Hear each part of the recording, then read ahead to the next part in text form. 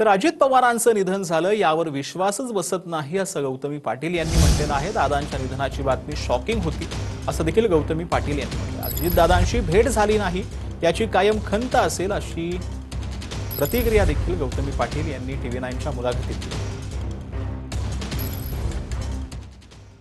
क्षणाला आत्ताही विश्वास बसत नाहीये की असं काही झालंय।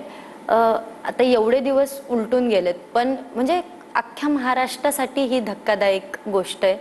आणि जसं मला म्हणजे पहिल्यांदा कळलं की असं काहीतरी असं झालंय, मला आईने सांगितलं। सकाळी मी उठले होते, म्हटलं हे काय, मी आईला काय बोलतेय, आई तू खरं बोलतेय का, हे फेक असणार आहे, हे खरं नाहीये, मी आईला असं बोलले। पण ज्यावेळेस मी स्वतः पाहिलं माझी झोप उडाली।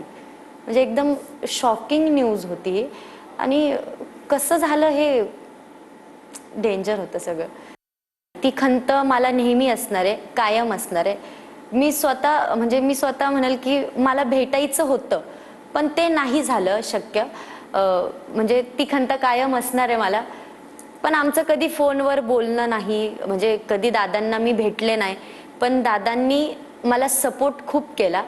म्हणजे न भेटता बोलता आपल्यासाठी म्हणजे त्यांचं स्टेटमेंट खूप महत्त्वाचं आहे।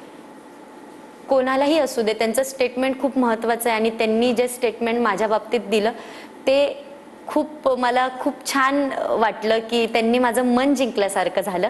आणि ते कलाकाराला त्यांनी नेहमी सपोर्ट केलाय, तसाच सपोर्ट त्यांनी मला केला। तर मला ते नेहमी, मी ती गोष्ट कधी विसरणार